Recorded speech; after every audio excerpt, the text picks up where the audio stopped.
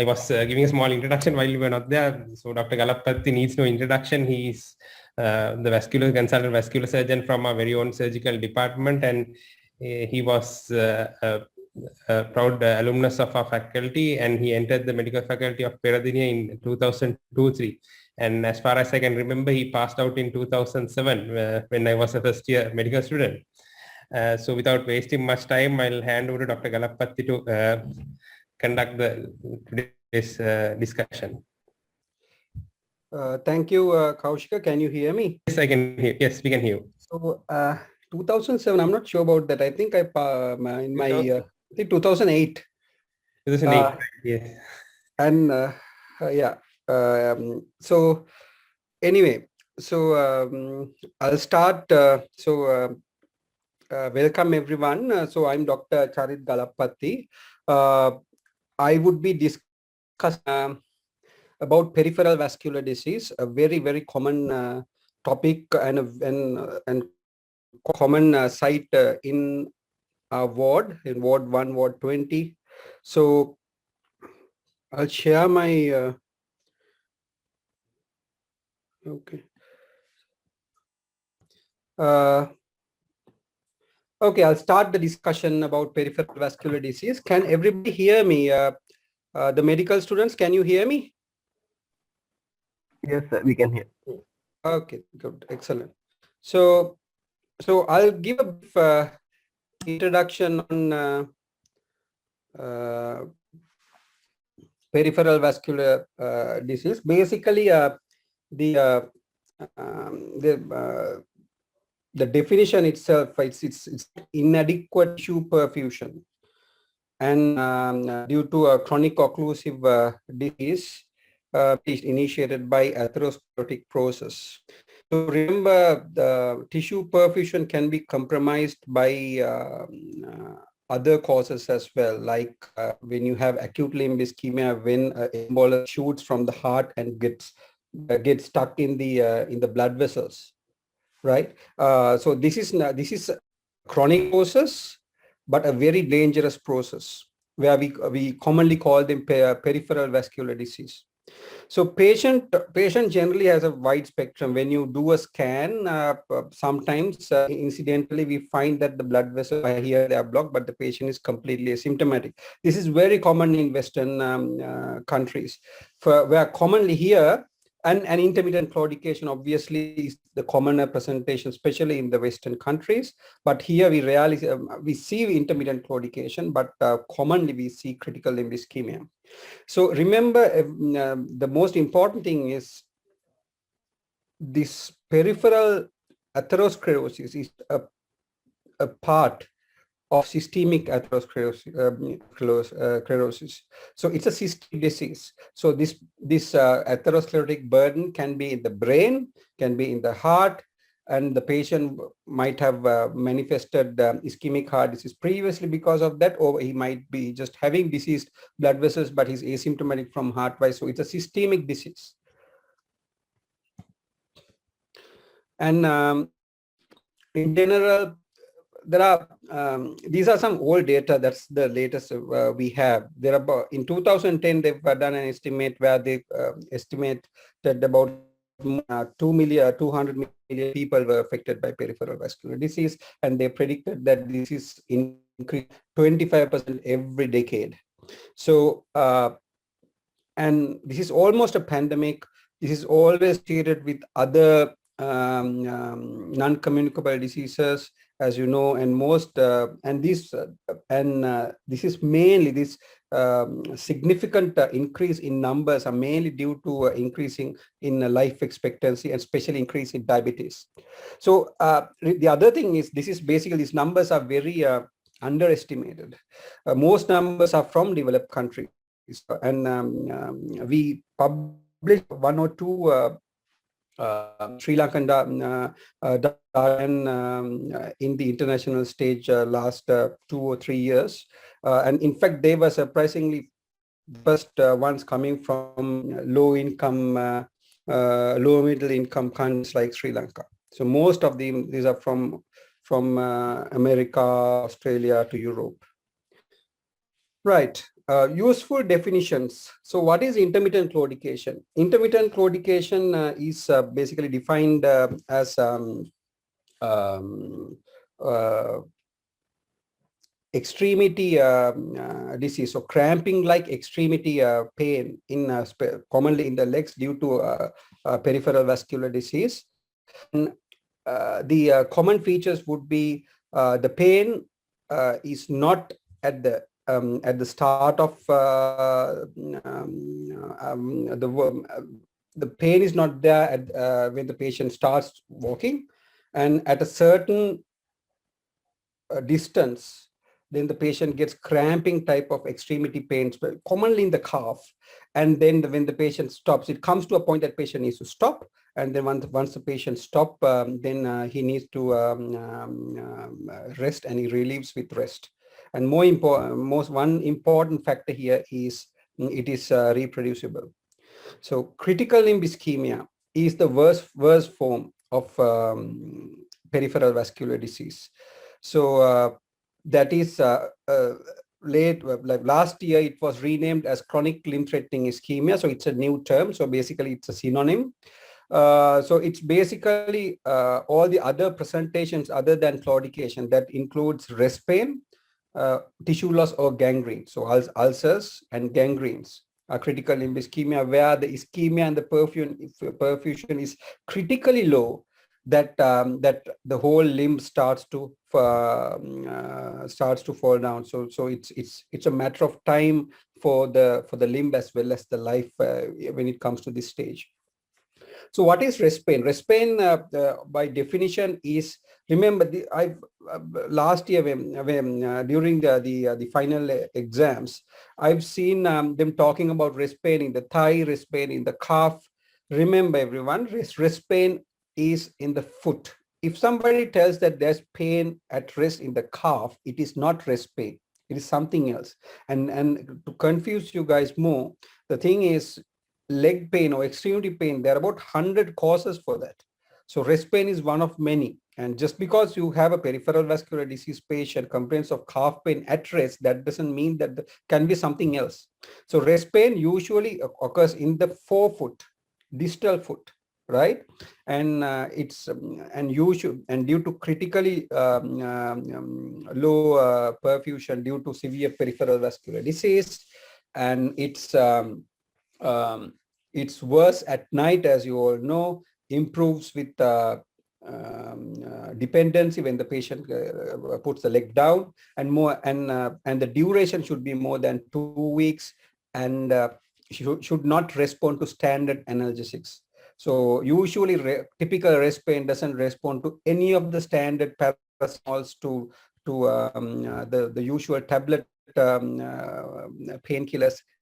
It responds. So there are 5 things: forefoot pain, severe forefoot pain, more than 2 weeks, not responding to a standard analgesics, worse at night, improves with dependency.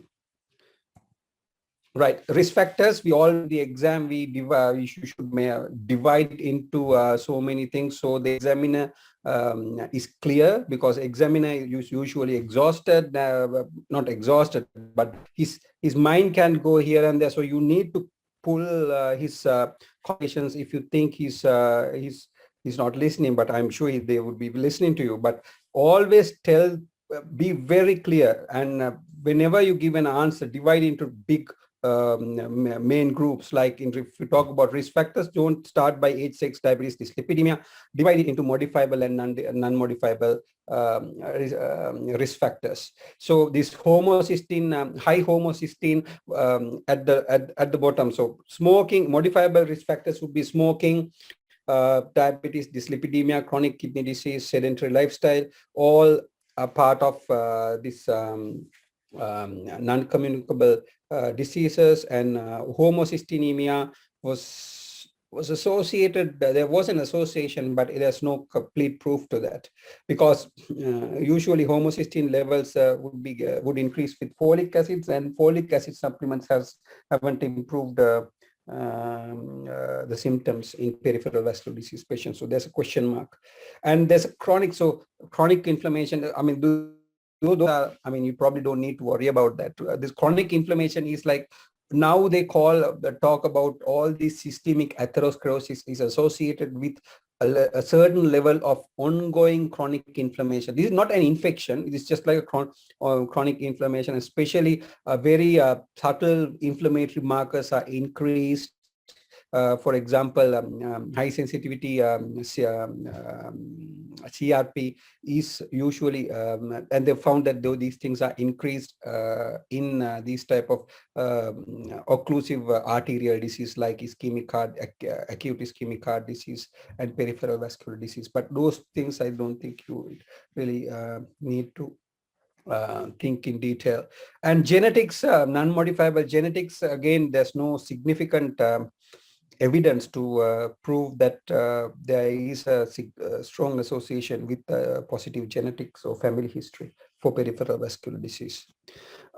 So I thought of taking you guys through a peripheral vascular disease long case, right? And I'll just tell you what I think you should include in your long case, right? And this is how it goes. Usually you start when you go as a patient, and in the existing you would given a specific time to take the history, and then given a specific time to write it down, and then you would be coming to present this.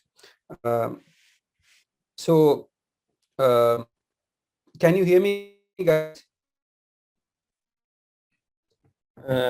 Yes, we can hear you. Students, is there any problem at your end? You all can hear him, right? Yes, sir, we can hear you, sir. Right, okay, thanks.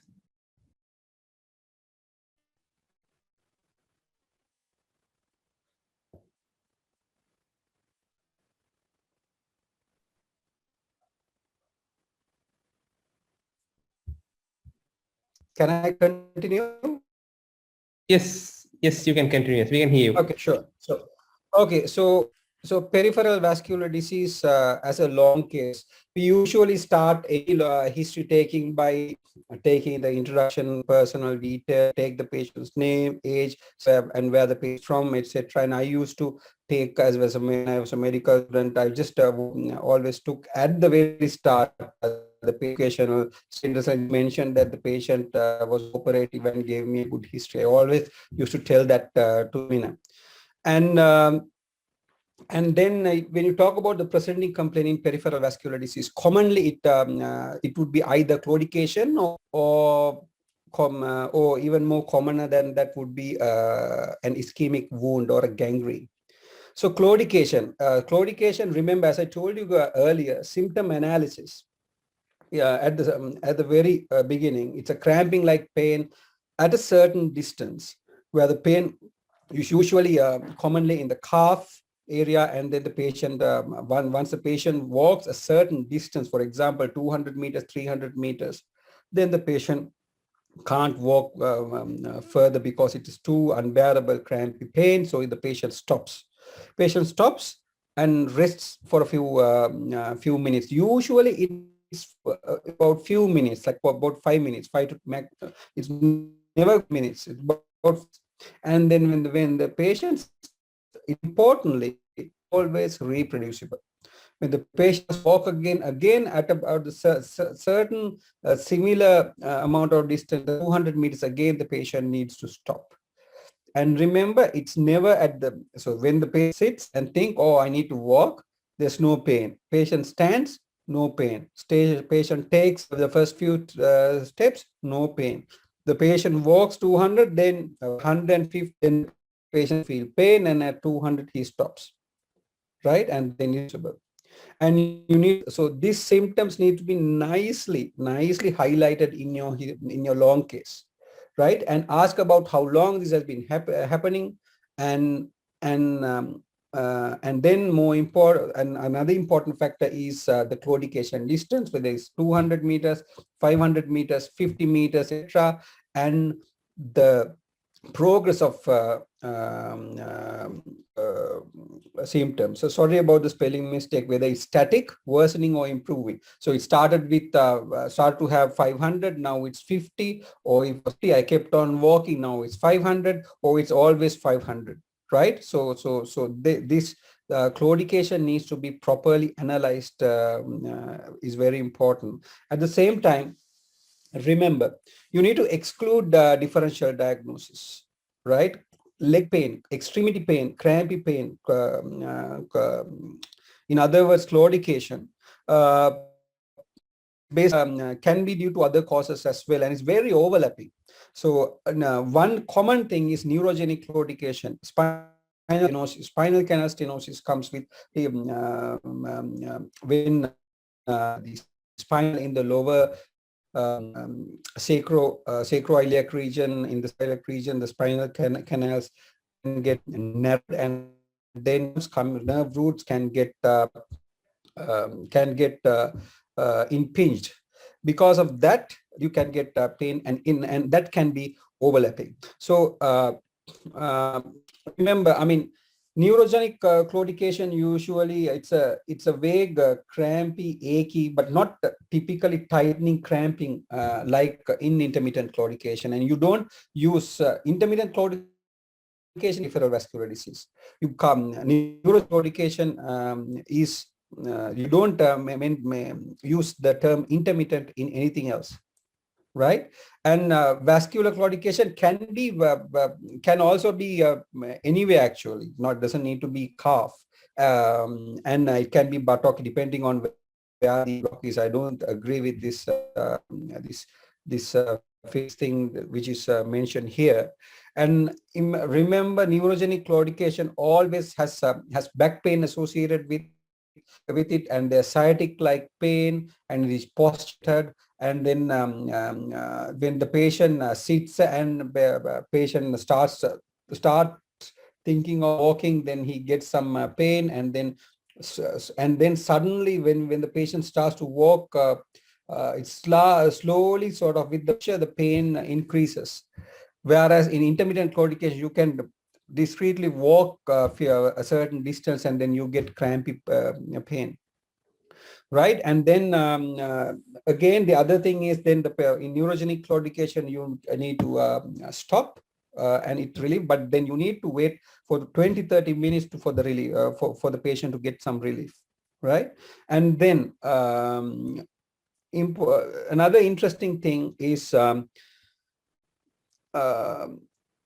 post would either aggravate or relieve the symptoms. Usually, when you sort of bend forward, the patient usually takes a position well known as Simian position, Simian posture, where the tend to lean forward. Where when you when you have that posture, the canals tend to open up, and it gives some sort of relief for the patient. So similarly, when you walk uphill, you usually walk like this. So it would be relatively easy for walking uphill. Whereas when you walk down, you usually tend to get the other way around. You go back like a lordosis, and with that, the spine that would have the small, that would make spinal canal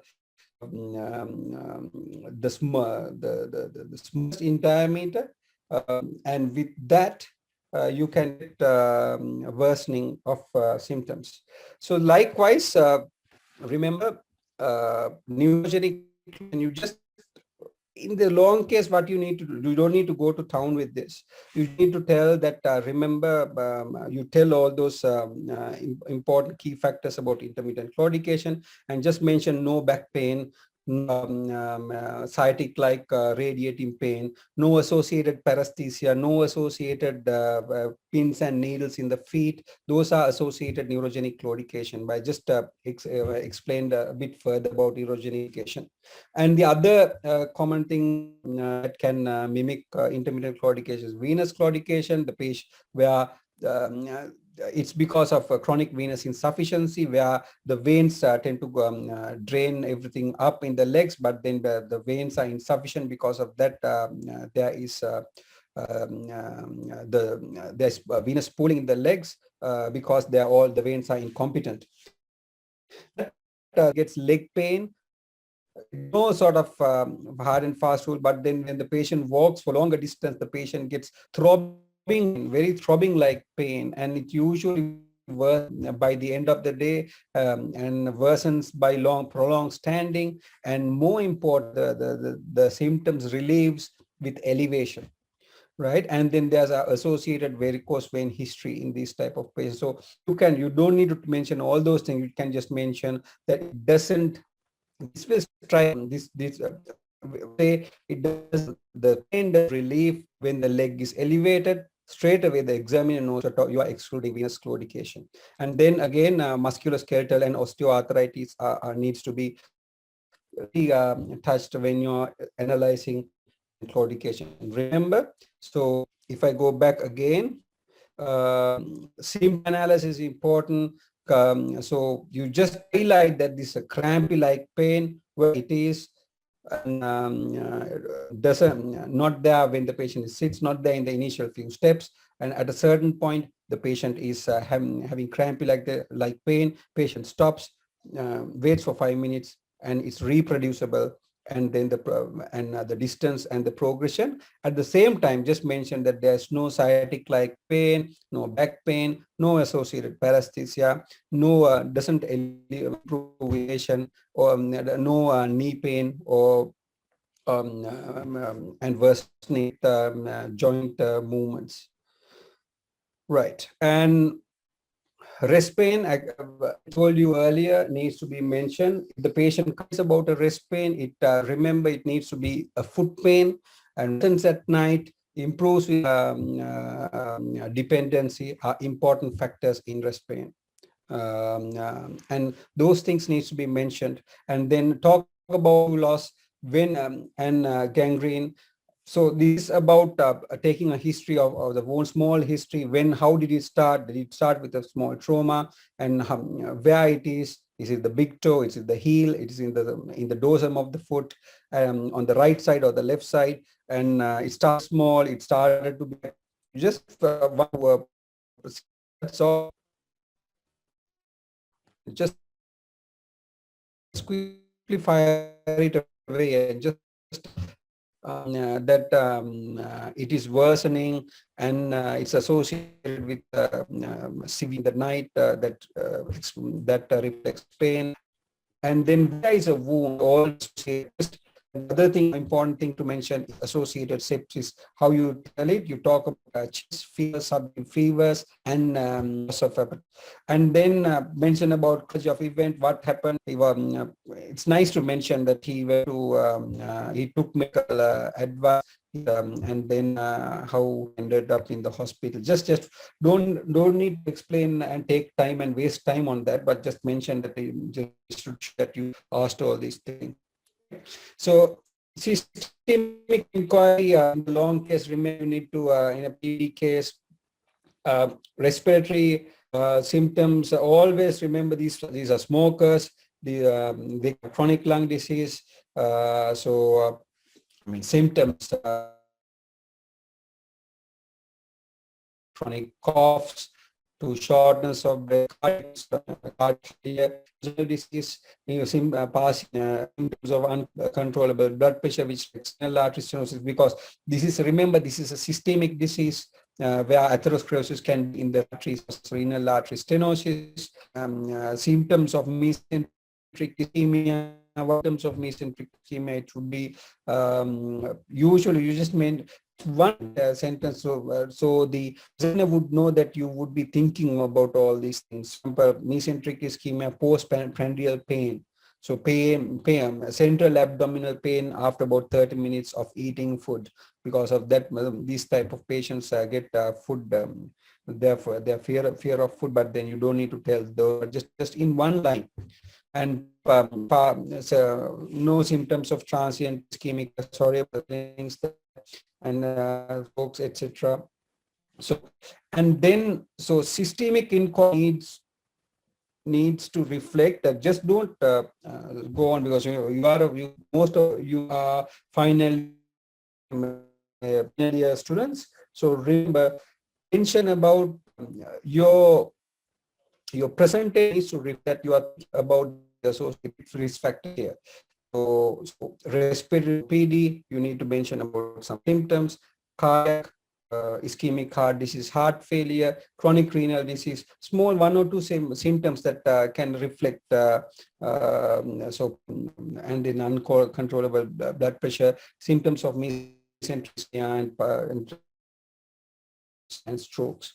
And then just at the end of also, it's important to mention when the patient was not having all this, was the patient, or other than the claudication, patient fit the previously, how was the patient's exercise tolerance, etc. Because all things are important in decision making. And more importantly, another important that just show the examiner, or in real life, you need to know these things. You need to practice these type of good habits. Always think patient is here of a problem, right? And you need to find the causes for that, and more importantly, how problem here, in this case, peripheral vascular disease is affecting the patient's day-to-day life, right? And past surgical and medical history, you just need to mention about associate, was the patient previously treated for peripheral vascular disease, did the sort of peripheral vascular disease, all associated risk factors, the patient that I mentioned earlier, diabetes, hypertension, chronic renal disease, etc.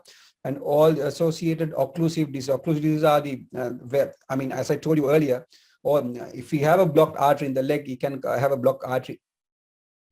Basically, ischemic heart disease, strokes, mesenteric renal vascular disease, if there are documented all anticipation, you probably wouldn't see any documents as such in the long case scenario. Maybe the patient would tell you, I have this.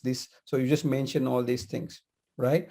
And another important thing is that the patient is going for a medical clinic, properly followed up, and then past history and how the patient has coped. If especially with regard to potentially the patient would undergo bypass surgery or major surgery. So the patient's past major surgery performances are important. How did the tolerate anesthesia? Like that, would you lose?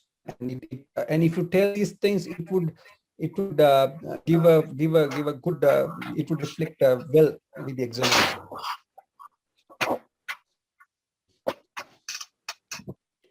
Right.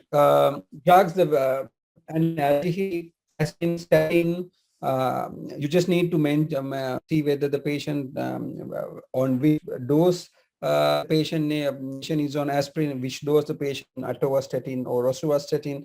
These are part and parcel of medical of peripheral vascular disease. And if the patient is going to undergo a major surgery, anticoagulation, clopidogrel needs to be altered and stopped or omitted, or alternative medication needs to be started. So these things need to be mentioned. And SGLT2 inhibitors, I'm sorry, I can't pronounce the name of the drug, empagliflozin, these sodium glucose transport inhibitors.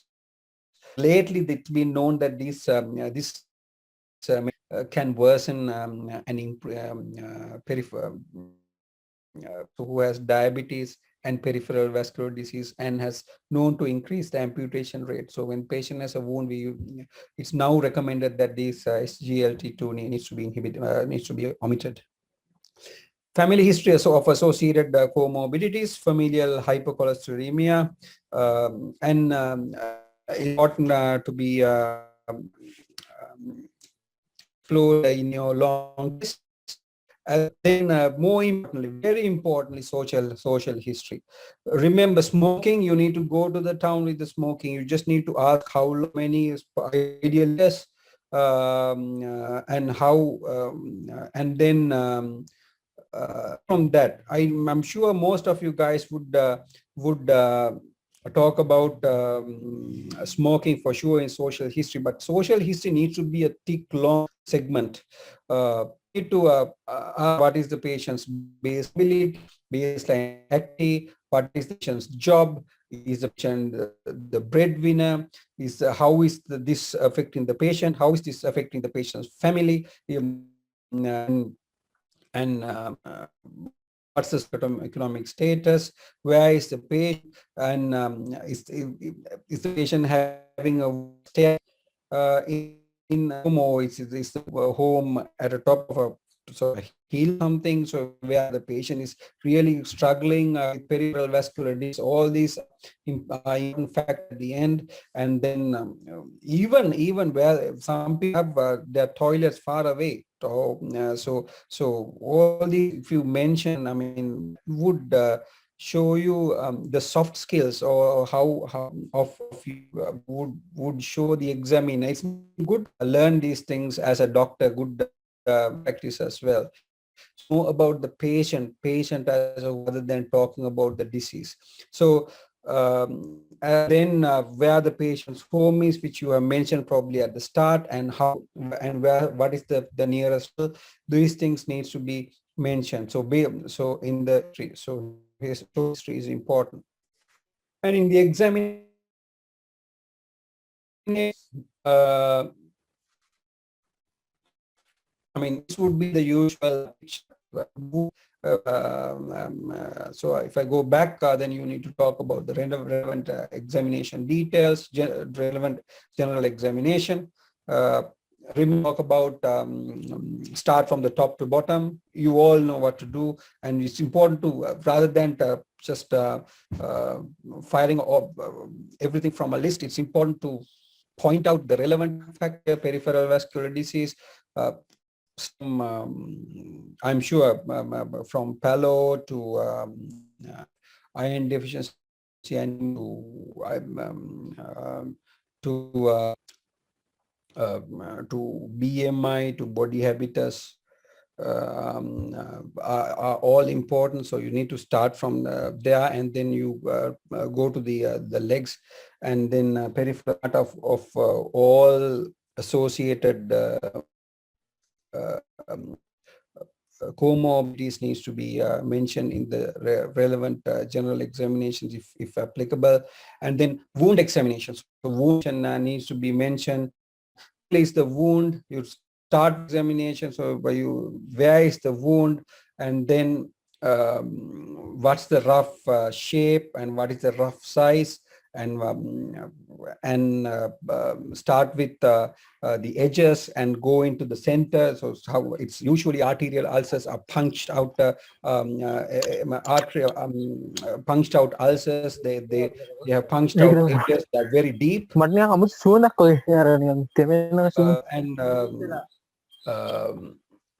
So it's very deep, and then you can see areas of necrosis, and it's deep to a point that you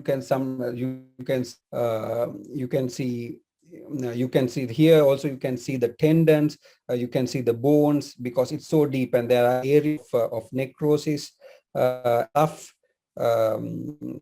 these are the typical arterials, and the base is what you feel with a pair of gloves, and is what you remember. And then you carefully go after describing that, you carefully go to the regional area around the wound, local regional examination, see whether there are features of infection, redness, etc.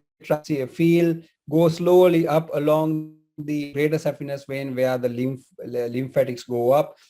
See whether there is lymphangitis, redness because of sepsis.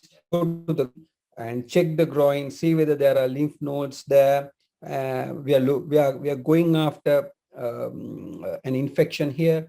Remember about, and then from the top you can start palpating the pulses and see what are the pulses are there. Remember, nicely draw the pulse tree. Always try to learn how to draw pulse tree. Femoral pulses, they are popliteal ulcers or whether they are pulses. All these things needs to be mentioned. And then once you, for completion, just check whether there are features, there are associated neuropathy, because these patients are diabetic patients, though they would have neuropathy, motor neuropathy as well. So, and at the end, you just mention if you don't have, you don't need to but then it's important to see the contralateral limb, because usually the peripheral vascular disease might be having the wound on others, but then the other limb, you just need to check whether there are wounds or which has been overlooked, and then offer to examine relevant systemic examination. That is the offering is in a case. I'm sorry about this. It should, so you need to relevant systemic examination, blood pressure, heart, cardiovascular system, blood pressure to reactions or deviated apex beat, to the big neurological signs, then carotid bruise, and whether there are abdominal bruise just at the renal level, just of the umbilicus on either side, to see whether the renal is. These things need nicely made. You don't need to go in detail, but just mention, because you more often than examiners would not go to that. You just one or two things, and if you just fire saying that there are these and tell the examiner few facts which are relevant about these examinations, they would not go with that, I'm sure. So finally, so sometimes at the end of the history part, or sometimes the examiner would ask you to complete an examination and ask for a summary. So you would give a summary, and you remember, summary is not reading out the history and examination in one go. You just need to be a 4 or 5 sentence and import findings and important findings to be mentioned. At the end, the old classification, but it's a good nicely sort of worked out classification, where the stage 1 to 4 in Fontaine classification, and 1 is asymptomatic, 2 is claudication, A is and 200 meters, and 2B is less than 200. Stage 3 is just breast pain. Stage 4 is tissue loss, which includes gangrene and necrosis along plus or minus stress pain, right? So, what is your clinical diagnosis? Your answer should be, sir, I think this is critical limb ischemia due to severe peripheral vascular disease. And as the patient is having claudication distance at 100 meters, I think this is stage 2A, Fontaine stage 2A, complicated peripheral vascular disease. That should be your answer, right? And then the next step, so then the examiner would ask, what would you do next, right? Or how would you confirm your clinical diagnosis? You just, with the history and examination, you have come to a clinical conclusion, then now you need to confirm the diagnosis. So can Anupama tell me, Anupama Bogahawat tell me, how would what's the answer to that? Sorry, sir, I didn't hear you properly, sir. Okay, now so your clinical diagnosis is say critical. So the examiner would ask, you present a peripheral vascular disease long case, right? You present the history, you give the summary, you tell the examination findings, and you say your clinical diagnosis is critical limb ischemia, tissue necrosis secondary to severe peripheral vascular disease, Fontaine 4, sir. And then the examiner would ask, how would you confirm your clinical diagnosis? What would be your... So we can do ankle brachial pressure index, sir. Very good, excellent. That's the answer I need. It's not about imaging, right? So interestingly, for example, if you have a cancer, say esophageal cancer, how would you confirm your diagnosis? As far as I know, I can remember, it should be a contrast enhanced CT, right, to confirm, and then you need to, or if you have a breast lump, you need tissue biopsy, but here tissue histological confirmation. But here to confirm your clinical diagnosis, you just need to objectively show that the patient's legs perfusion is objectively impaired, right? You've subjectively, it looks like it's obviously ischemic, but so this is how what you would do.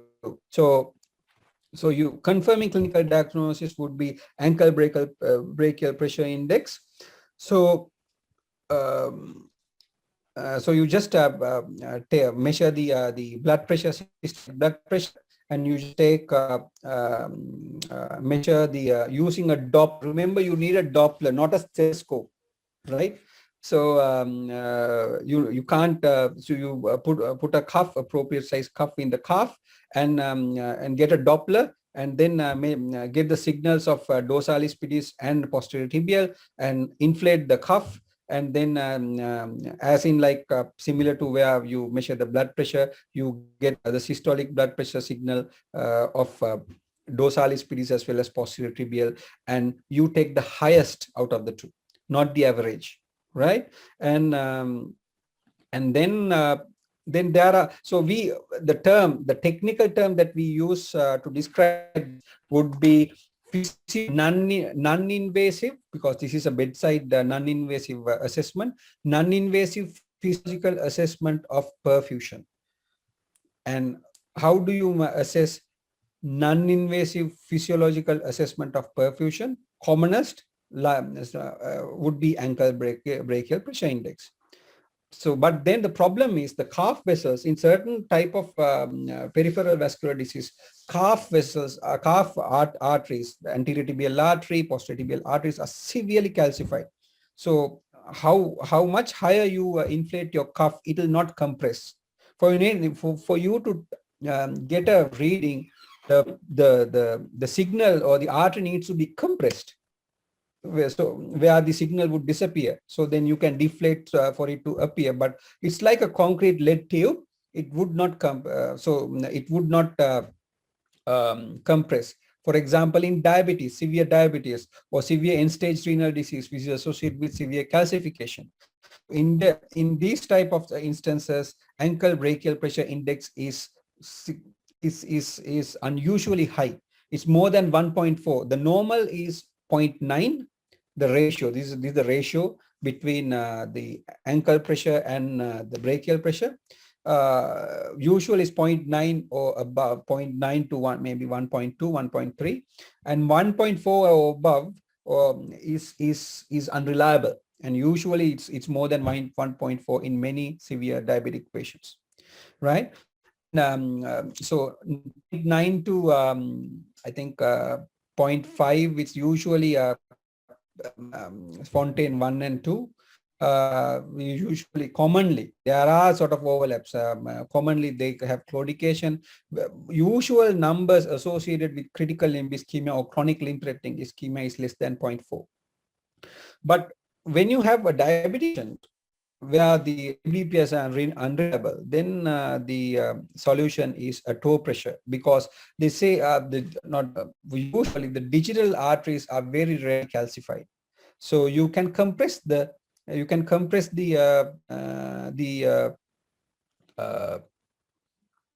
digital arteries. So what you do is, as you can see in the background, you can see clear here. In the toe, they put a sorry about this layout. Apologize for this, but there's a machine and there is a sensor, like in pulse oximetry. There's a sensor to with the to show, which shows once you properly paste it on the pulp, you can get the form, and then you put a very small cuff around the toe, and then you just measure the blood pressure in the toe, and you inflate it and deflate, and then the wave disappears, and then when you release it, you just need to measure where the waveform, the exact pressure, where the waveform reappears. So that's the toe pressure, and it is the recommended assessment. If the ABPIs are not reliable, recommended next step is toe pressures. So there are transcutaneous oxygen measurements, skin perforers, which are not all available in Sri Lanka. There are all other methods of assessing perfusion. Right. So this is how you confirm your clinical diagnosis. And confirm clinical diagnosis. And if you are intervening, if you're intervening only, right, that I should have mentioned that in this slide, you need to go and have a roadmap, because whatever you do, you need to see where is there an occlusion, is there a stenosis in the artery, and where is it, and to map that, to have a roadmap to your planned surgery or revascularization procedure, you need anatomy. Other than that, you would not need anatomy, any imaging. So you have duplex arterial ultrasound scan, you have computer angiography, you have magnetic resonance angiography, you digital subtraction angiography. Out of four, the gold standard, traditionally the gold standard is digital subtraction angiography, where you invasively put a needle into the artery, and then you what we do is we inject the contrast directly into the artery, and there's a special extent where when it goes through, when the contrast goes through the artery in the thigh, superficial femoral artery, it exists at the same time, it subtracts all the bones, and it'll just give you a picture of contrast which go to the arteries only. So that's where there you can see everything very nicely, and it's considered as standard. But over the years, the duplex arterial scans, the CT angiograms, MR angiography, all have developed and improved so much that it's basically all three are almost comparable now. Right, and digital DSA or digital substance angiography is now limited because it's invasive. You need to put a needle unnecessarily into the artery, and then if it bleeds out, you can have pseudoaneurysms and bleedings and complications. And it uses contrast, so those are the disadvantages. But advantages is basically the gold standard. But then so it's barely used at the moment. DSA for diagnosis, for diagnosis, but DSA or digital subtraction angiography is the mainstay of endovascular interventions these days. So if you are going there in via a needle, so we usually go in the pre-planned to identify an arterial block and try to see whether we can revascularize it with a balloon or a stent. So if there's associated plans for intervention, DSA is okay. So commonly in parathenia, we do CT angiograms as well as duplex arterial scans. Duplex arterial ultrasound scan is easily available. It's less costly and then easily available. And operator's hand, the sensitivity and specificity of duplex arterial scan images and results are very high. They are about 55 sensitivity and specificity in compared to DSA on a good operator's hand. Disadvantage, I told you, the flip side of this, it is operator dependent, and severe heavy calcified arteries sometimes it's difficult to see. Then opposed to a CT angiogram, it has a very high sensitivity, high specificity. Now there are very well advanced new CT machines which gives you perfect, beautiful. So, but then it has unfortunately associated radiation. It has contrast, so contrast would cause contrast nephropathy. So then MRI, again, MRIs are highly available, let alone angiography. MRI is relatively costly and relatively unavailable. And then for patients with claustrophobia, it's difficult. But the good thing is MRA is again all three. MR, CTA to duplex arterial scan, their sensitivity nowadays machines on good operators, good radiologists' hands are as good as doing a DSA. So there's no point in doing invasive digital subsection angiography, although gold standard. So next step, if you are trying to revascularize after confirming your clinical diagnosis, is to image or whatever duplex arterial scan or a CT angiography would be good answers if they ask you. Right. So these are all CT pictures, right? So so this is superficial femoral artery occlusion. You can see it at the groin. This is at the groin on this side where my cursor is.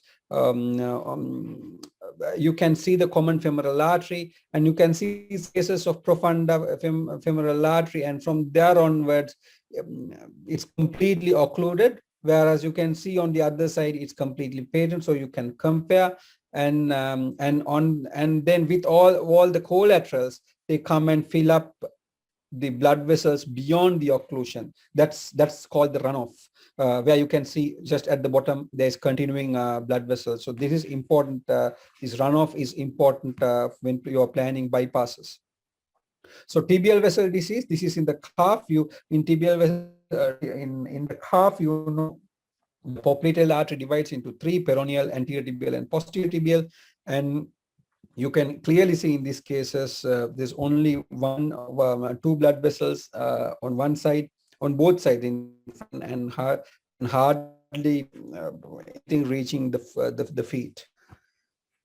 Right. And iliac disease, you can see here on the left side there is an iliac stenosis, opposed to on the other picture with the red arrow you can see a complete iliac occlusion. So you would be given, there is a chance that you would be given CT angiogram, right? And it would be nice if you can, you will get more marks and more brownie points if you can tell all these, or at least identify where the problem is, right? So remember, usually when you have, if you have femoral pulses, no popliteal or tibial pulses, so usually, so I'll go back. So in this case, in the superficial femoral artery occlusion, the patient should have a femoral pulse, and because the arteries are coming in good velocity and good is good, or like reasonably acceptable up to the groin, so they should feel a pulse there. From there downward, you shouldn't be feeling pulses. If you have tibial vessel disease, commonly in diabetics, remember in diabetics, the tibial vessels are mainly involved.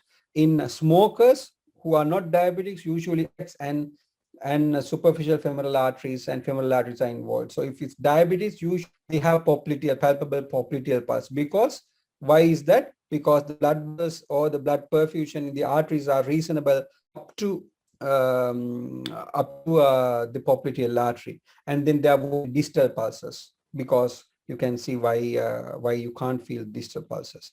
Likewise, in this iliac disease, you won't be feeling femoral pulses because there's iliac disease, right? And so then now you have come up to this point. Examiner is very happy. You're asking, how would you manage this patient? So that's the examiner's question. So you always start with the medical management. You don't jump, or at least confirm with the patient's records or medical records that the patient is medically managed before jumping into revascularization, right? And patients needs to be on antiplatelet low dose monotherapy, which includes aspirin or clopidogrel for life. So aspirin 75 or 150 milligrams daily, or clopidogrel 75.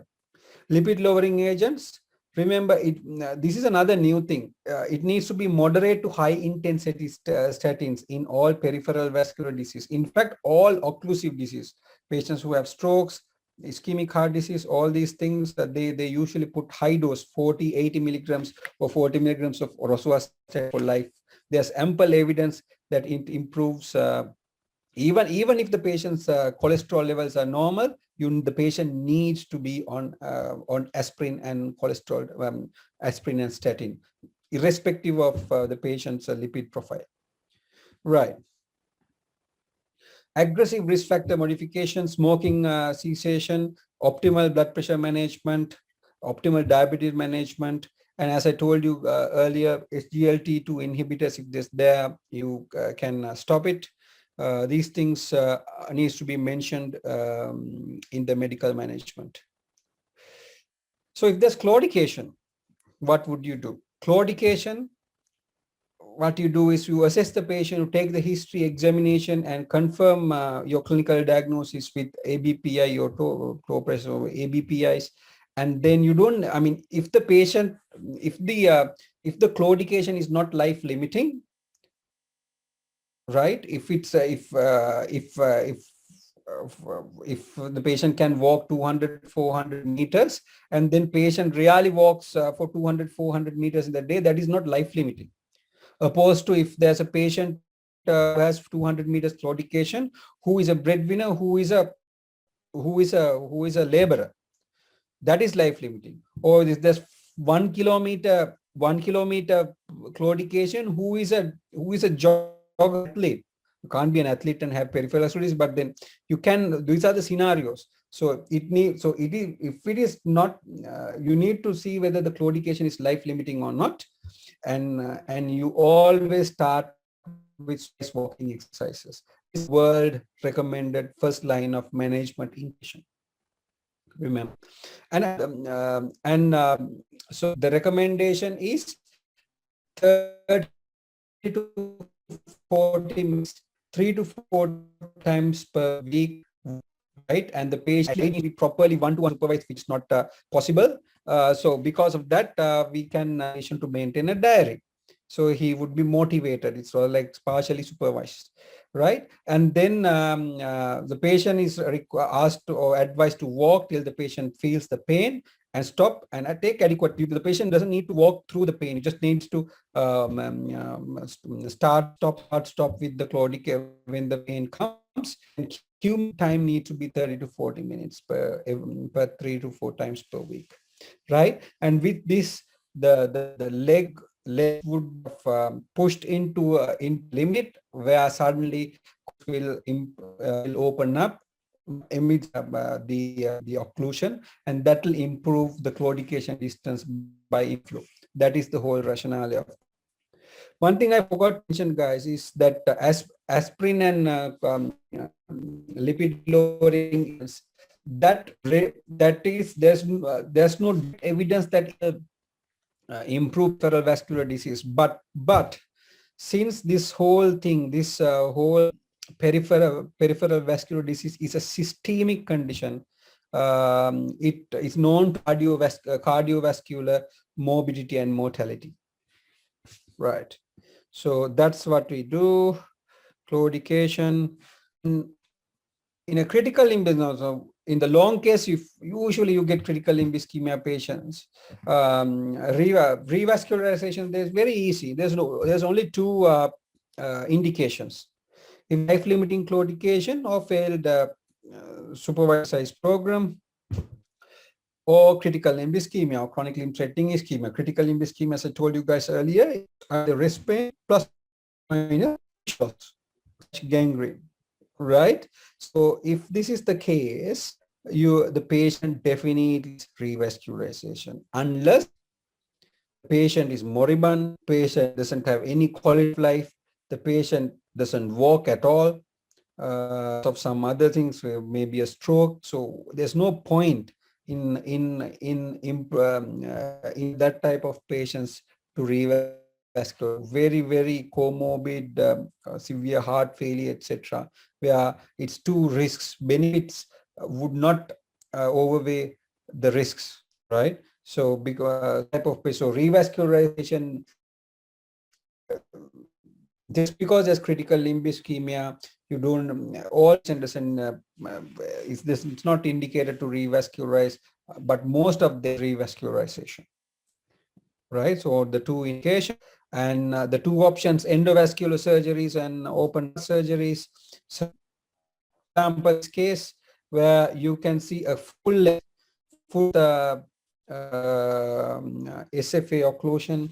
You can see the profunda where you can cross the artery with a wire. If you are lucky enough to cross this, you can, in the middle picture, you can see you ballooning, and you can open the blood vessel up like this. If you are lucky, get these things, and you can difficult to treat endovascularly, but sometimes if you persevere, you can do this.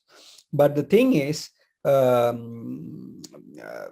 advantages would be just a keyhole procedure. You would have 2 millimeter small stab for the needle. Apart from that, everything is percutaneous, and the patient goes home.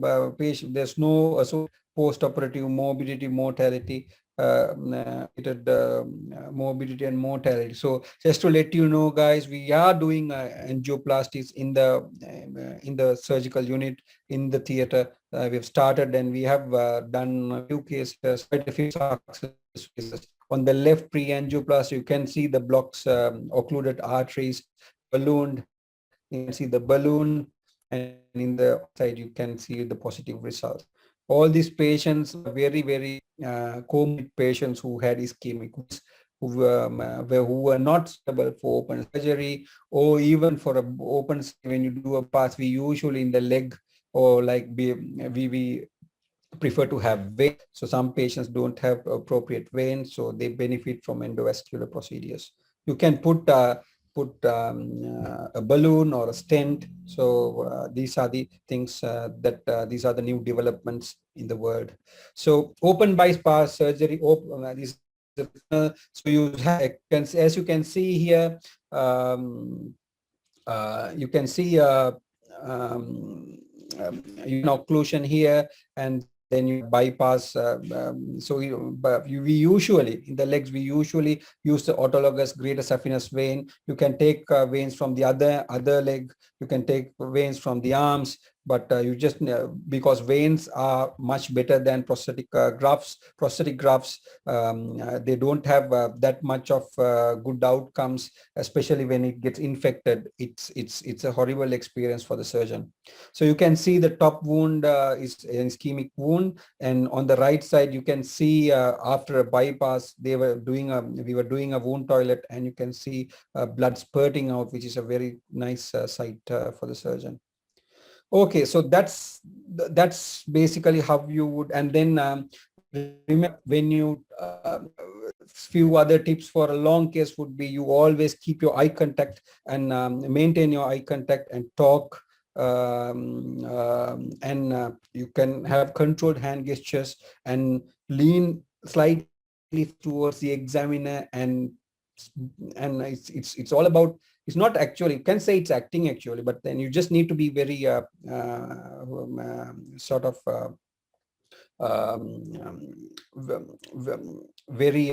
you need to communicate in a very positive, and you show that you know about the patient and the case. Right. So I'll hope you guys understood that. I'll do MCQs now.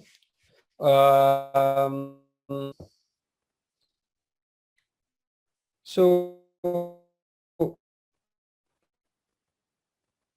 any. Hello. Yeah.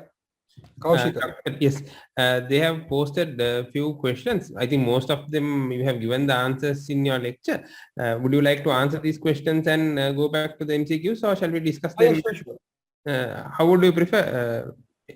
No, I'm happy. Yeah, go ahead, Kaushik. I'm listening. Okay.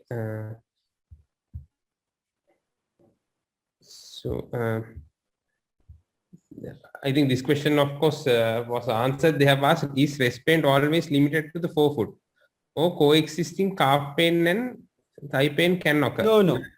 Yes. No. Rest pain is always. Yes. And they have also asked whether there is any mortality benefits in silastazole, or is it only for pain relief? No. So silastazole is only for it was a very popular drug earlier, but the only evidence is that in claudication distance.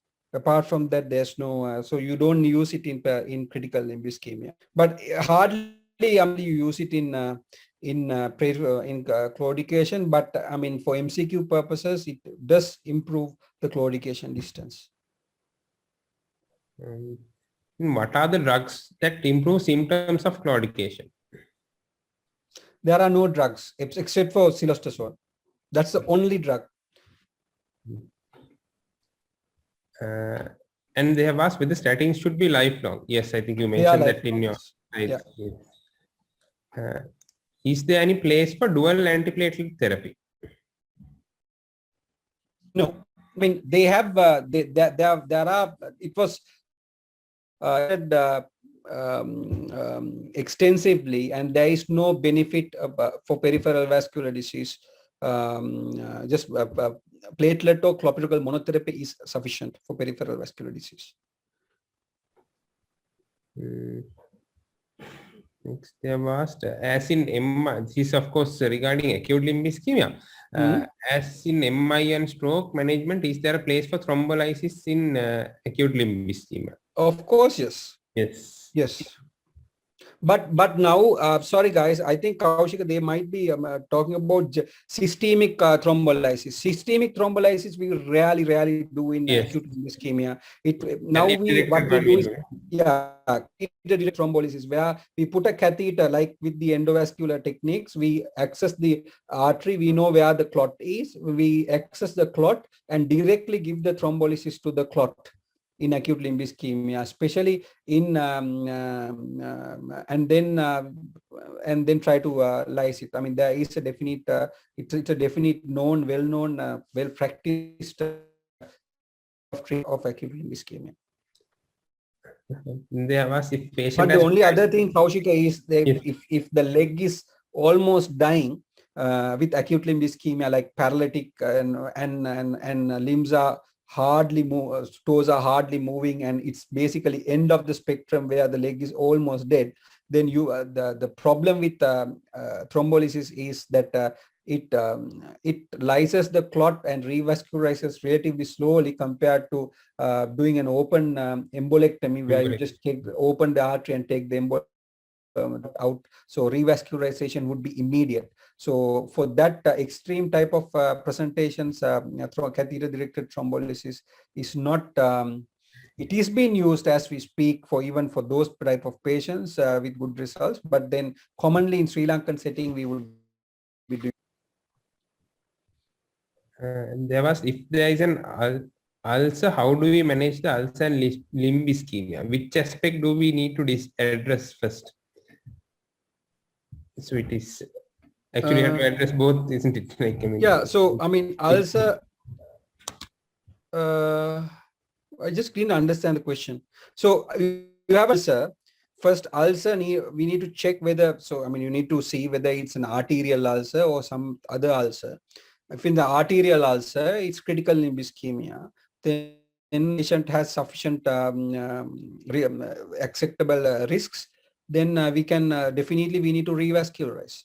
And if there's associated sepsis, we need to clean the wound up, drain the pus, start antibiotics, and start wound and continue appropriate wound dressings. And then one important thing, especially in wounds in the feet, is that you always need to offload, because the wound would be when the patient starts walking, the wound surface would start rubbing against the floor, and then there would be pressure or weight which would worsen the wound. So that needs to be done as well. Yes.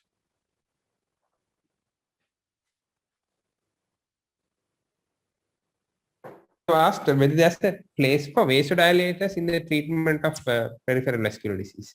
Yeah, good question. I think vasodilators are prostaglandins. Prostaglandins are used. We use iloprost infusions. That is, there is no evidence in there for that, but like clear proper evidence. So it is not standard or completely sort of accepted treatment, but certain people try that and had some good results, especially, for example, when you have a patient where is a block is not amenable to endovascular, and the patient can't go a bypass surgery, and all the standard revascularized methods that needs to come first. Is exhausted, then there are other sort of things that you can try because to avoid an amputation and death. One is vasodilators like iloprost, but that is not standard. So I think be talking or thinking about that at this level. It's even in the guidelines as yet. And there were several questions on whether you can repurpose a limb with dry gangrene. Of course. Yes. So gangrene, or tissue loss or a wound is critical limb ischemia. So critical limb ischemia, dry gangrene is the sole reason that we need to revascularize. Not sole, it's one of the most important indications for revascularization if the patient is fit. Do we have to do arterial duplex even if we do not plan? Do we have to do an arterial duplex even if we don't go for revascularization? No. Yes. So even only when we are it doesn't serve any purpose. Yes. Because any scan, any imaging, as I told you earlier, is basically map of the arteries leads to that foot. Yes. So unless if you are not doing anything, what do you need? Why do you need a map? You just need an objective number to say this leg is ischemic for documentation. That is why you guys need scan or biopsy. Peripheral vascular disease needs toe pressures or ABPIs, and that will confirm your diagnosis. You don't need an arterial duplex to confirm. You already know that with the API, the ABP toe pressure low and the has clinical symptoms. That's more than enough. If you're going to vascular, you need scans because you need a map to plan surgery or endovascular intervention.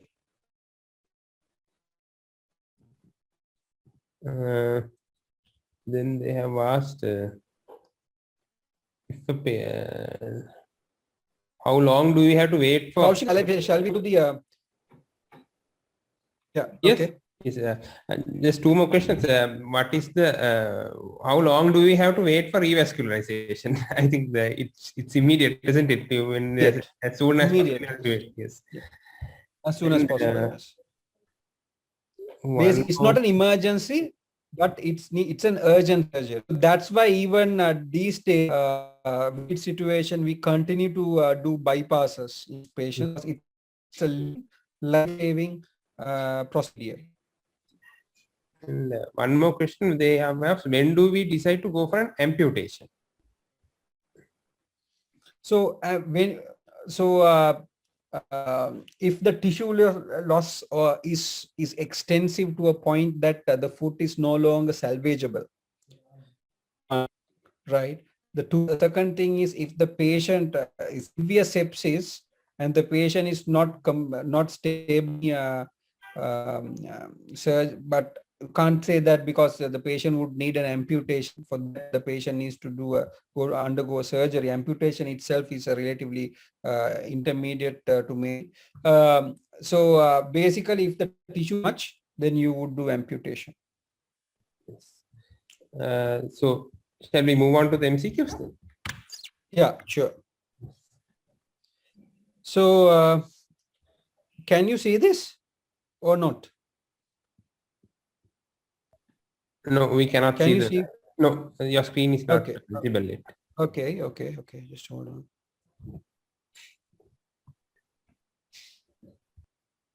So just hold on. Right. Okay. So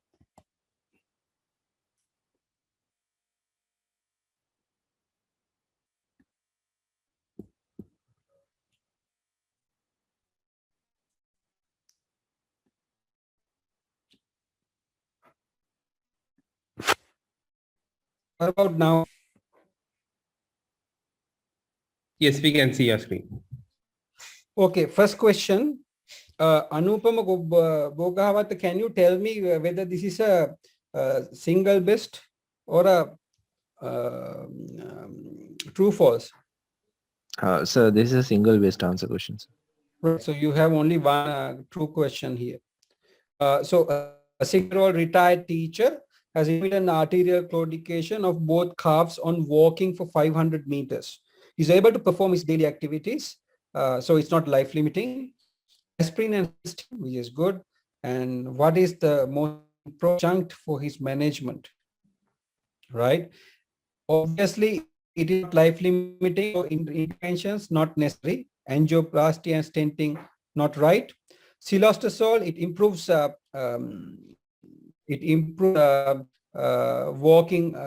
walking distance, but it is not an acceptable. It's not a very established. Many doubt it as well. So it's not the right answer if it's a single answer. ISMN or isosorbide mononitrate is again not. Clopidogrel is not, because it's already on aspirin, so you don't need to be on dual antiplatelets, the patient. So the answer would be walking exercises. So I think it's a pretty easy question. Just stop me anytime you guys and interrupt. You need to interact. Please stop me if you have any questions. Okay. Can I go to the next question or not?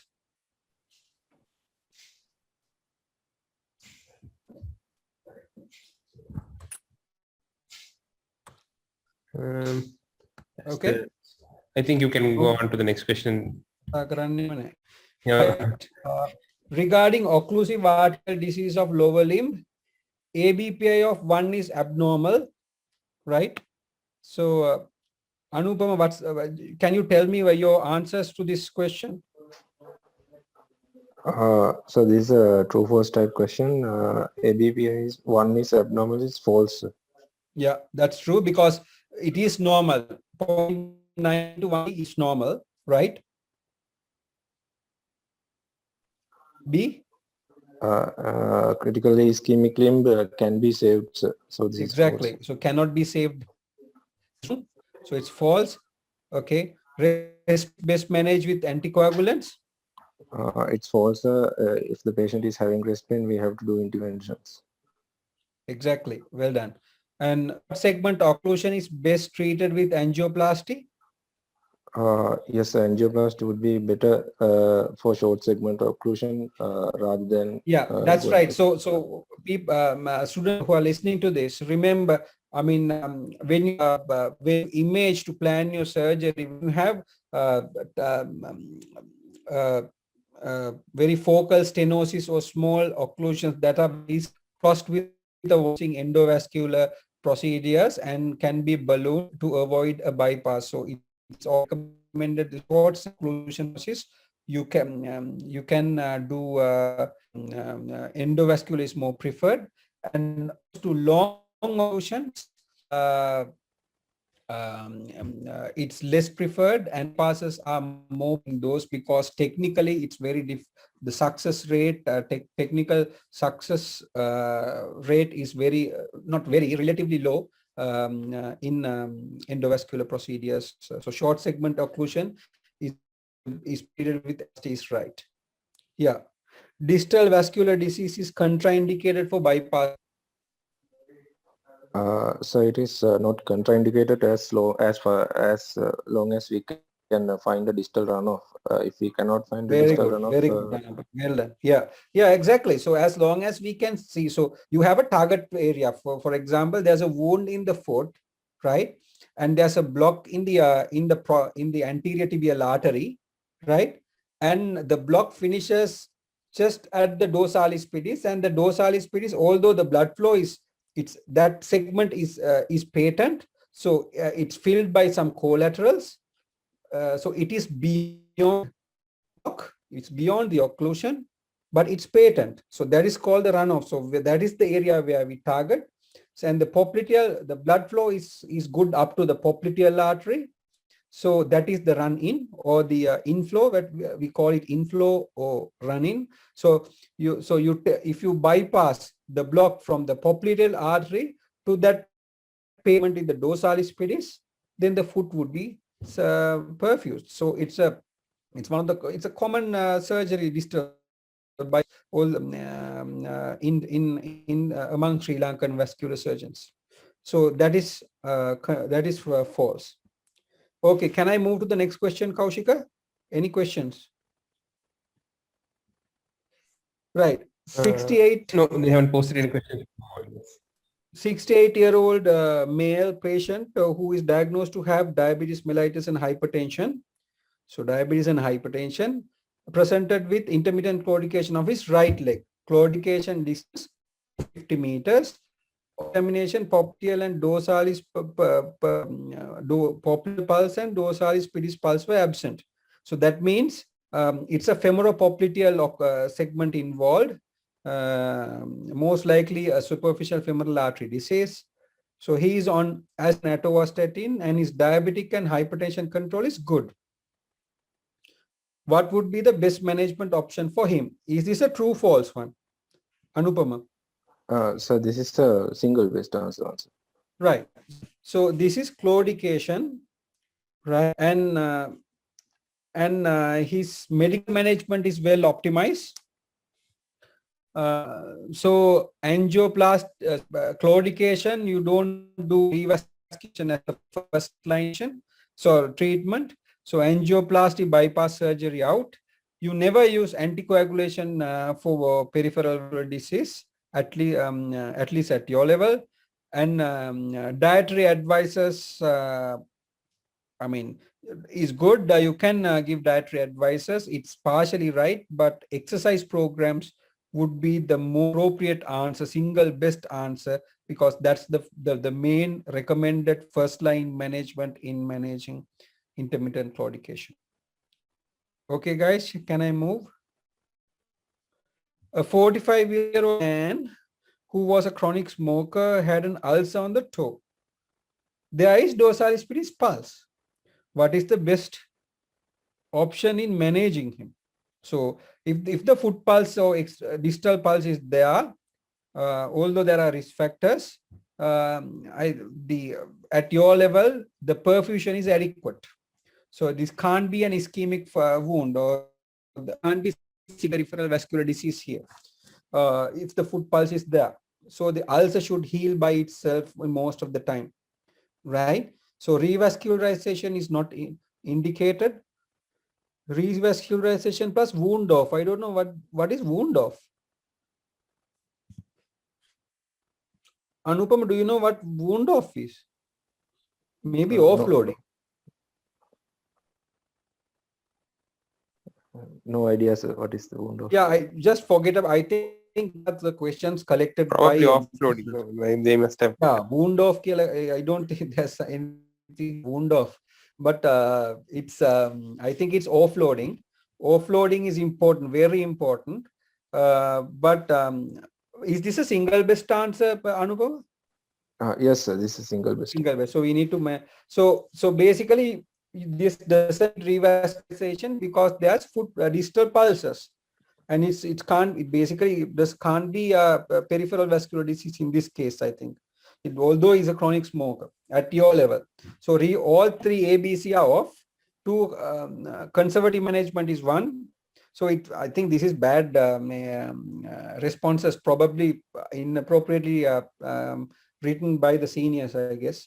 Excision of wound and wound offloading is a good answer, but holistically, the whole management of a wound would be conservative management. So I would go for conservative management in this case, because excision, if the wound is not infected, if the wound is not ischemic, it doesn't need any excision.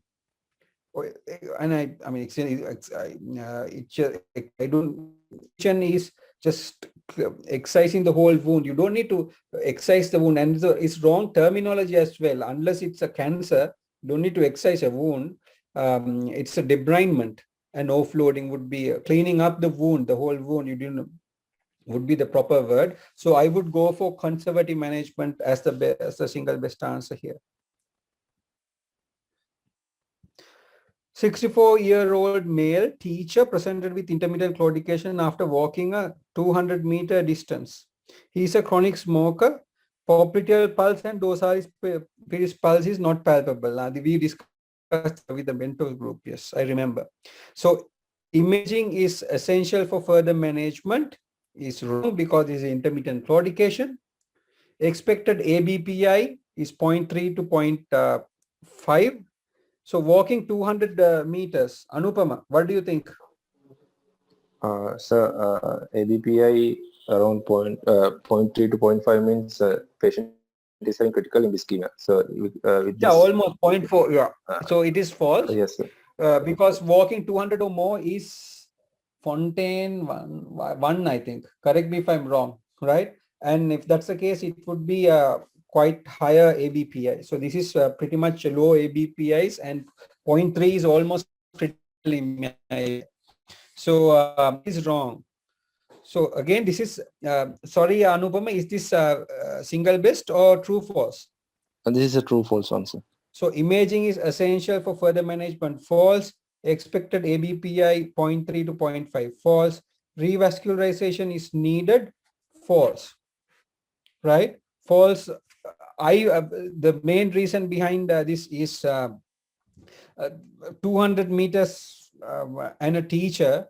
I don't think a teacher would be walking that far, and it doesn't find the rest of it for the fact that the person who has written this MCQ has put the fact that it's a teacher is relatively sedentary, relatively sedentary life, not a manual worker or a sportsman. So 200 meters, I don't think it needs revascularization. So it's false. Risk of developing a cardiovascular event is 3 to 4 times higher than normal individuals is correct. And because obviously they have a very high risk because the peripheral vascular disease is a systemic thing, and systemic atherosclerosis everywhere else in the body is possible. So cardiovascular event is not a surprise. So 3 to 4 times higher is not right. Caused by occlusion of superficial femoral artery is right because popliteal pulse and dorsalis pedis pulse is absent, which indirectly tells you that femoral pulse is there. So if femoral pulse is there, so there should be good flow up to the femoral pulse, and then from the popliteal pulse is not there, so there is no, the pulse disappears. So means the flow just after, between the femoral to the popliteal segment. So the primary problem needs to be in the femoropopliteal segment, right? Next question. Okay, 50-year-old male presented with intermittent claudication distance 100 meters. Is a known ischemic heart disease patient on medication. What is the best investigation to this patient? Anupama? True, false, or single SBS, best? single best, sir. Single best. So what do you think? So start from CT angiogram. So this is a 55-year-old with intermittent claudication, right? Yeah. Okay. Sir, intermittent What's your claudication, answer? and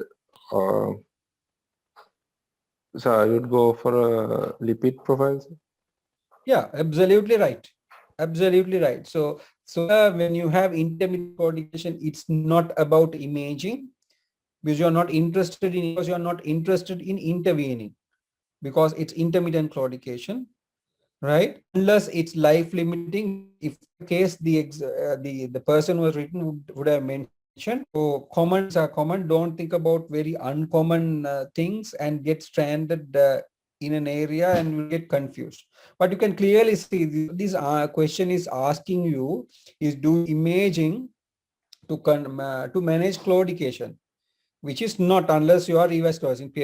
Peripheral vascular disease only do on principle you only do scanning, or if you are in lipid profile, because you need to optimize the comorbidities. Risk factor modification is important. So optimal blood pressure, diabetes to cholesterol levels, dyslipid to be aggressive. So lipid profile is the right answer. So a 5-year smoker presented with intermittent both lower limbs, right? Both lower limb, including buttocks. That's an important walking 70. So buttock claudication. So remember claudication, the site of claudication. Site of claudication usually usually commonly it's in the calf. All patients, wherever the block is, would more or less get some calf claudication. But if there is iliac occlusion or occlusion and the blood flow is dim the pelvis, the gluteal artery blood supply would be compromised, and you'll have buttock claudication along with plus or minus calf claudication. So thigh claudication, whatever distance, like superficial femoral artery occlusion, they'll get calf claudication. So this buttock claudication, probably the patient is, that indicates that the patient is having aortofemoral or iliac diseases.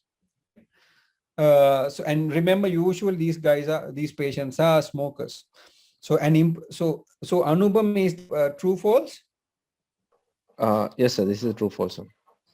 This is true false. So an improvement in walking distance with clopidogrel is wrong. So clopidogrel wouldn't improve. No medication may be expect. If they have mentioned silostazole, I would say yes, right? But not clopidogrel. And this is not critical ischemia. This is intermittent claudication. Critical limb ischemia or chronic limb threatening ischemia, which is synonym, occurs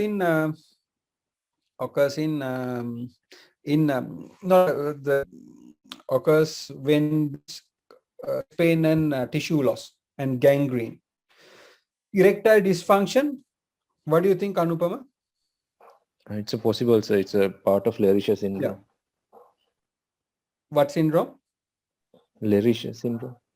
Yeah, you're right. Absolutely right. So Lerisier syndrome is a triad where you have buttock claudication, erectile dysfunction with confirmed iliac vessel occlusions. So that is internal iliac artery, which internalize the penis.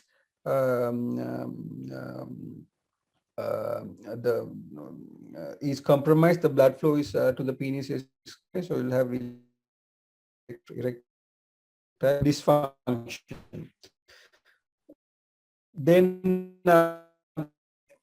dorsalis pedis pulse is right, because the disease is either in aortoiliac disease or iliac disease, right?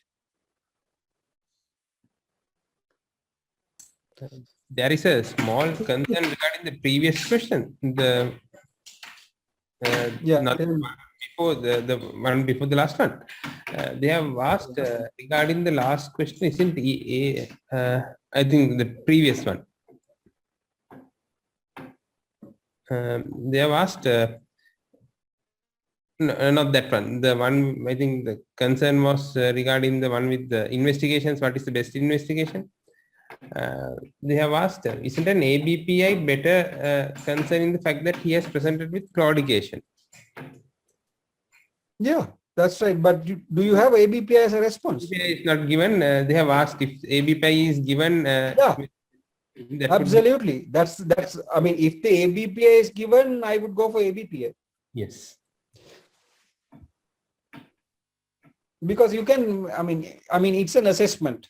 You won't be penalized for telling that as an answer. That's right. Yes. Right, we can move on. So this is the last one, I think. Yeah, last one. A 56-year-old male patient who is a manual laborer presented with intermittent claudication of the right leg with a claudication distance of 75 meters. Right? Laborer, 56, 75 millimeters. So arterial duplex scan revealed significant obstruction of dorsalis pedis and tibial arteries. Absent distal circulation. What is the most appropriate management to this patient? So this should be a single best answer, right? So this is claudication, right? Angiogram and angioplasty is not right. Popliteal distal bypass is not right. Femoropopliteal distal bypass, not right. Vasodilator therapy is not right. Supervised exercise program is exactly right. So I think it's a pretty easy question, right? Right. I think I have finished my presentation. So any questions, guys? Sir, excuse me. So in the Yes, Dinidu. so in the last question, isn't that disabling claudication? How do you know it's disabling claudication? Because he's a manual laborer and the claudication distance is 75 meters, so it may be disabling for him. Yeah, but you are making an assumption here, right? So if you take in a clinical context, when you are sitting on a clinic or we are taking a manual labor, when you are taking history from a patient or during a long case, you can ask the person himself, right? But here, manual laborers, I do agree they are they exert and this might affect him. But in an MCQ scenario, if especially if it's single best answer, they would indicate this if it is if it is the case. So don't. So this is the thing in MCQs. Don't go in this avenue. Go along this avenue where you think. But look at the picture. They are asking a very simple question, and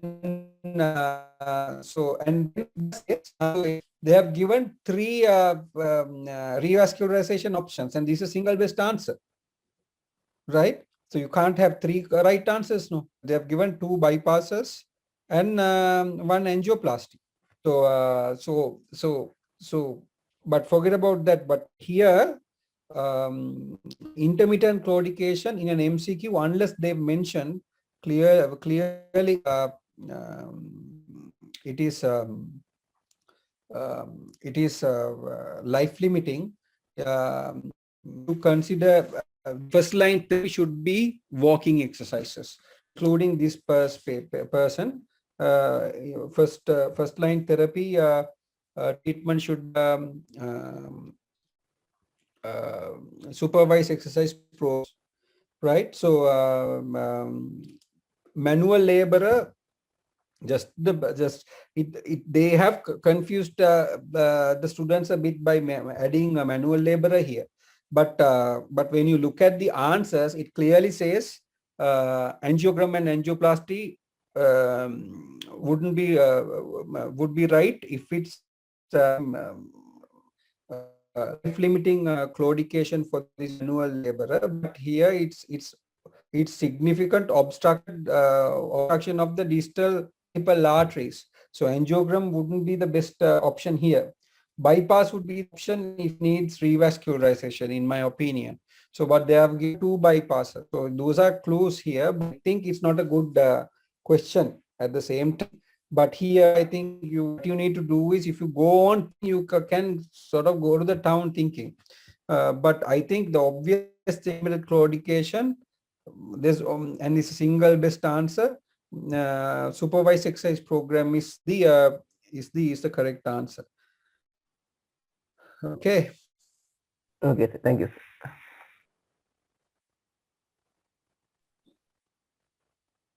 Kaushik, are we done? Yes. If you all have any questions, you can unmute yourselves and ask. They have about 2 or 3 questions. Yeah, I think we should ask rather than type. They have about 2 or 3 questions that they have typed in the chat box, but I got disconnected and now they are not being displayed in my chat box. I think you all can unmute and ask any questions. Obviously, yes.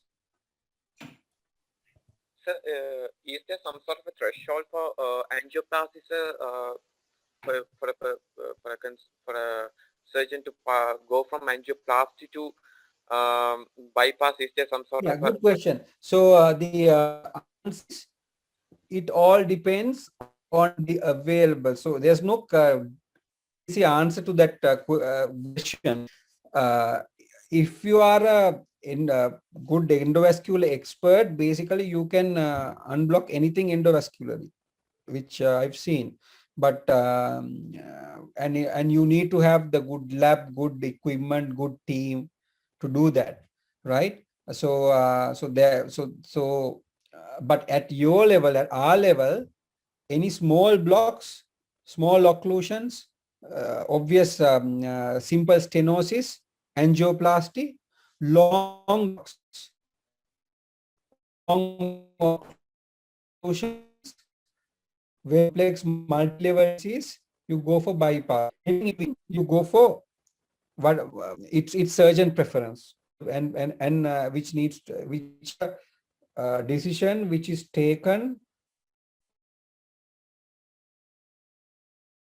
consideration factors, because mention might not be fit or the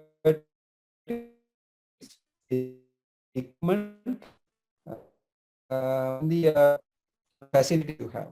Based at small stenosis, endovascular, long blocks, long occlusions, complex disease. Whenever they talk about complexity, more complexity, then go bypasses. Thank you, sir.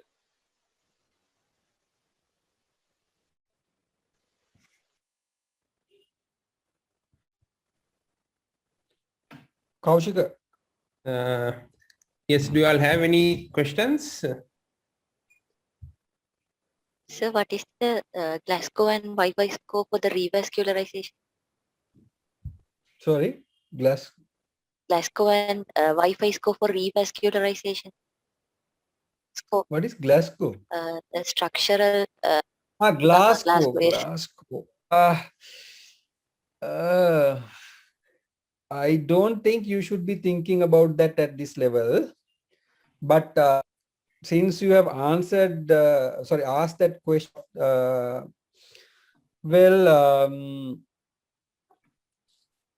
so I was talking about, we all talk about ischemia, and I was talking about treating ischemia as a synonym. So that was introduced last year, where all the main vascular surgery bodies from Europe, America, everybody got together and came up with a global vascular guidelines, and they sort of streamlined all these terms and management, etc. And they have come up with a classification system for the wounds. When you have a wound, right, ischemic wound, ischemic gangrenous wound, you put Wi-Fi score to that, right? Wi-Fi score stands for W for wound, I for, since you asked me, I for ischemia, FI for foot infection, right? That's how. So there are three. So what they say is there are three factors working in the which are working together to give this clinical complex situation, where there is tissue loss with a big wound, which is one thing, and you have a wound infection at the same time with lack of blood supply. So in order to get rid of the infection, and heal the wound, all these three, ischemia, foot infection, and wound, needs to be assessed, and they are different. So smaller shallow wounds are classified as wound 1, big deep wounds are classified as wound 3. Likewise, significant severe infections with systemic manifestations with high CRP, white cell count, foot infection 3, and local mild infection, foot infection 1. Severe ischemia, I mean, you can ABPI is relative very low ones, ischemia 3. So like that, you get a number in all three categories and put it into a nomogram where you can predict.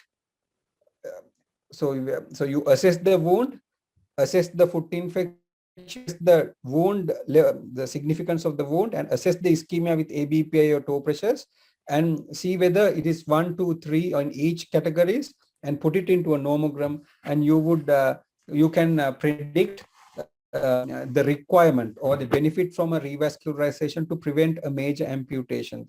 So that is the Wi-Fi score. It's a bit complex. That's why I didn't tell you guys.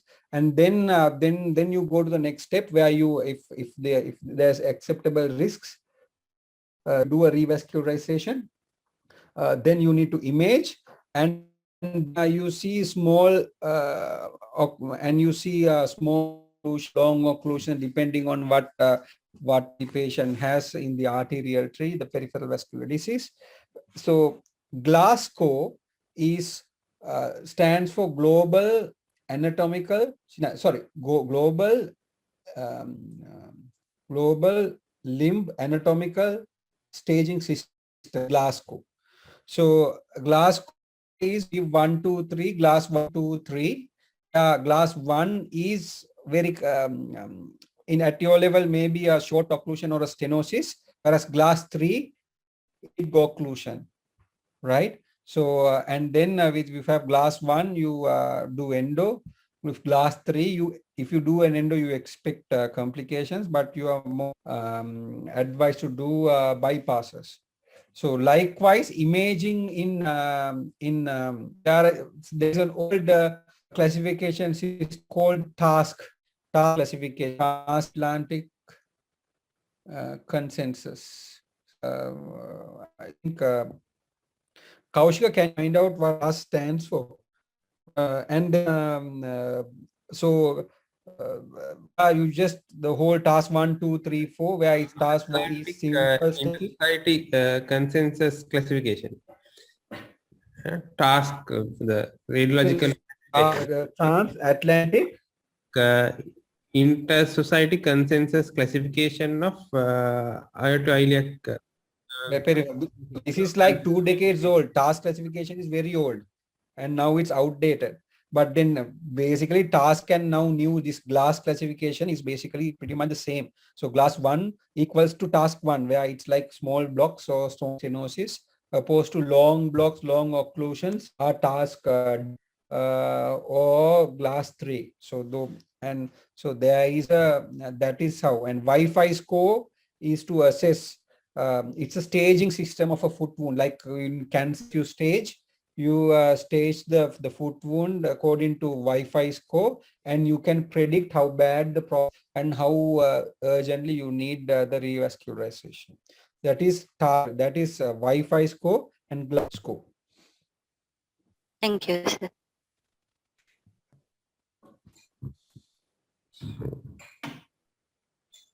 There are any more questions or any doubtful areas, you can unmute and ask from Dr. Charith Galappaththi.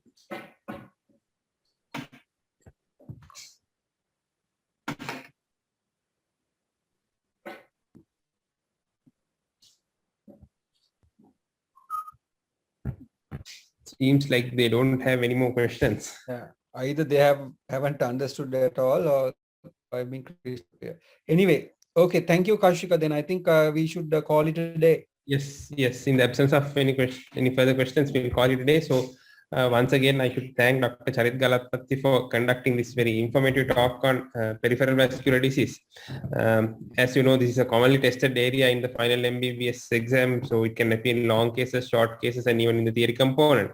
And you touched each and every component, I think, told them how to take a good history, and also the examination, the salient points, and discuss some MCQs as well. So once again, thank you very much, Dr. Charith Galappaththi, for conducting this lecture. And before concluding, I would also like to thank the Council of PeMSAA and Professor Tushara Kudugammana for organizing this lecture, and also to the Technical Resource Center of the faculty for providing the technical support. So thank you very much, and we'll call it today then. Good night. Thank you, Kaushika. Thank you, Charith. Okay. Good night.